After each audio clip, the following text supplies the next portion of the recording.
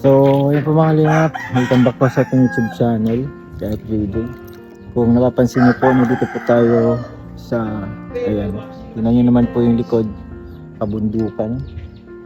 Pero ito po yung lugar kung saan nahanap po natin ang pinakauna nating beneficiary dati.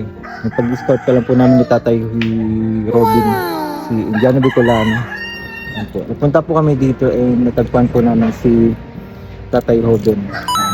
Scouting, first ko pong charity works ay kasama ko po si Tatay Robin, si Indiano Bicolano. Tapos nakarating po kami dito sa lugar po na to. Kung alam niyo po itong lugar na to, dito po kami dito po namin nakita si Tatay Robin. At laking pasasalamat po at laking grabe po yung tuwa ko sa ganito po yung kinalabasan ni Tatay Robin. Yung buhay po nila, nakakataba lang ng puso kasi ganito po yung naging resulta simula nung nakita po namin siya hanggang sa ma-refer ko siya kay Kuya Jomar. Kaya po maraming salamat po sa supporters po ng Kalingap, and syempre po supporters po at nagmamahal po sa Jomcar.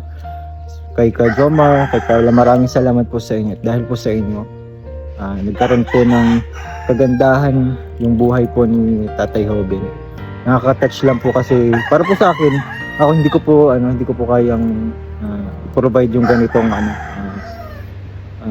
buhay kay Tatay Robin kasi hindi naman po malaki yung channel ko. Hindi pa ako nag-earn ng malaki. Sadya, naalala ko nga po noon yung pumunta pa po ako, nurse pa po ako noon, wala pa akong sahod. Tapos sa YouTube, tapos yung sahod ko lang sa pag-nurse yung binibigay ko kay Tatay Robin dati.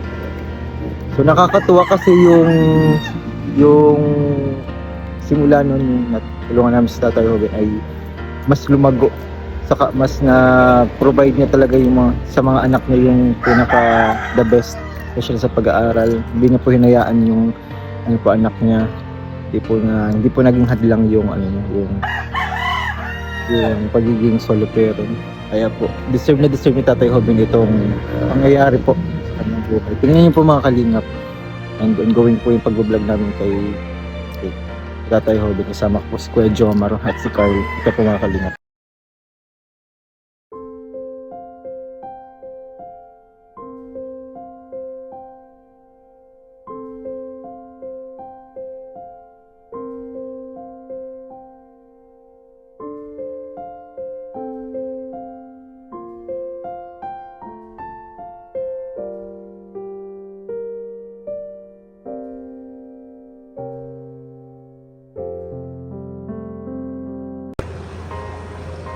Yan, grabe yung pagbabago mga Kalingap ng bahay ng Tatay Robin. Hindi ko po akalain na magiging ganito. Kaya po maraming salamat po sa inyong Kalingap. Yan, sa mga nagmamahal sa Jomcar, maraming salamat po. Yan, ito po yung bago nilang bahay. Abangan niyo po yung ribbon cutting po nito mga Kalingap. Ang ganda. Sobrang ganda. Kahit sobrang layo po ng biniyahe po namin, talaga po deserve po na lang talaga ang ganitong tulong. So ayun Tatay Robin, simula nung nakita po kita sa ngayon, ano po yung pinapasalamatan niyo po talaga? Napasalamat una dahil sa inyo po kayo, dahil kami na tulungan hanggang na ng Kalingap na may nagbibigay ng tulong, kaya salamat talaga una sa inyo ni yung Bombay. Oo, si Kuya Indiano po Salamat talaga at kayo talagang sa amin. Tapos po, sige na natulungan kami. di niyo po akalain na magiging ganito po yung buhay niyo po. Talaga na magkakaano. Kasi di mo talaga yan kaya makaano. Sa hirap ng buhay ngayon. Kahit po sinong kahit di makakapagganit ng bahay. Oo. Ito po dahil sa tulong po ng Kalingap, wala po talaga kaya. Ano po. Dati po ang bahay niyo po talaga dati as in lupa lang po talaga, lupa, tapos yung lumang higaan. Tapos yung pinagawa, nagiba man ng bagyo. Opo. Kahit binilang ng bubo na year, nagiba din. Di na kinayang marigi. Ayun ko po kasi, isa po kasi kayo sa karapat dapat po talaga. Nakita ko po, kayo yung una akong natulungan po nun. Yung Tatay Robin, pagpunta po namin dito ay kayo po yung namin nakita. Tapos ganito na po yung nangyari. Gano'n po kayo kasaya? Saya Tatay po. Robin. Kasi kahit hindi ko akalain na magkakabay ng ganitong natulungan kami ng mga kalingap. Kasi kung talagang sa akin, di ko kaya makapagawa ng ganitong bahay, siya nung po ng panggastos. Wala talagang matulong. Ang maganda po dito, tay, mayroon na kayong sariling lupa, no? Hindi na nahirapan. Saka po, hindi na po kayo, papasukin ng baha. Hindi na. Kasi ang ganda ng bahay niyo po. Wala na eh. Kaya po sana po, ingatan niyo po, tay. Opo. Tapos po, pahalagahan niyo po.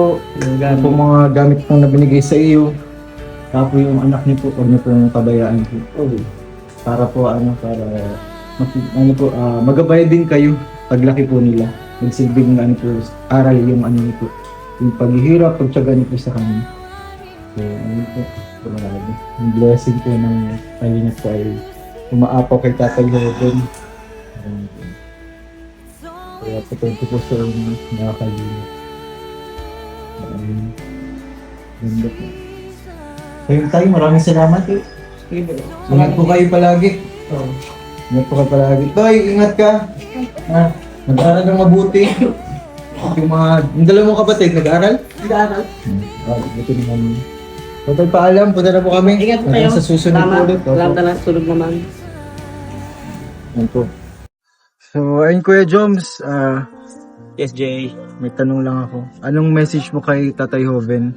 Dahil dati, simulat sa pool, talagang walang-wala sila hanggang sa nagkaroon sila ngayon ng magandang bahay sa tulong syempre mo at sa mga supporters and kalingap. Yun. Kay Tatay Hoben, tawag niyan, congratulations kasi meron ka ng kahit pa paano malit na tahanan with the help ng ating mga supporters, sponsor. Thank you very much po sa mga sponsor po at tawag niyan, nabigyan po natin ng kahit pa paano komportabling pong matitiran po sila Tatay Hoben. Hindi na po yung tulad ng dati po na yun, nagiba pa nung dahil sa bagyo. Kayon, kay Tatay Hoben, sana ingatan niya at panatilihin niyang maging malinis yung kanyang munting tahanan. And yun, patuloy maging thankful sa mga blessing din na dumarating sa kanya. Alagaan niya yung kanyang mga anak. Yun, yung sa pag-aasawa, ewan ko kung mag-asawa pa si Tatay Hoben. Kaya pong bahala Tatay Hoben, pero alam ko naman na mahal ni Tatay Hoben yung kanyang anak. So, alam ko naman na mas priority niya yung kanyang pamilya, yung kanyang anak. So, yun lang naman. Sana ang pray ko na lang kay Tatay Hoben na sana bigyan siya ng malusog na pangatawan kasi mahirap maging solo parent. Sa ngayon, mga bata pa yung po ni Tatay Hoben. So, yun, mas kailangan niya ngayon ng lakas para may tagoy niya yung kanyang 3 anak. Kaya yun, Tatay Hoben, yun, ingatan nyo na lang po yung bahay. Kayo na po bala dyan. Although hindi pa naman tapos. Paparibon cutting pa. Iparibon cutting natin kung kaya naman, i-ribbon cutting natin. Para naman makita ng ating mga ay hindi naman makita, I mean, official na maisama siguro sa mga achievement Yung kalingap din. Kasi isa yan sa programa yan ni Kuya Bali. So, syempre, baka maisama. So, parang masarap din sa pakiramdam na kumbaga maisama yung ating pumunting pabahay kahit maliit lang. So, yun po. Thank you po sa lahat po na nag-support at mga sponsor. Hindi ko man po kayo may sa ngayon at sobrang dami nyo po, pero sa patuloy nagpapalipad sa ating sa premiere, yan, sa patuloy hindi nag-skip ng ads sa mga vlog, maraming salamat po. Yan po. Thank you. Thank you.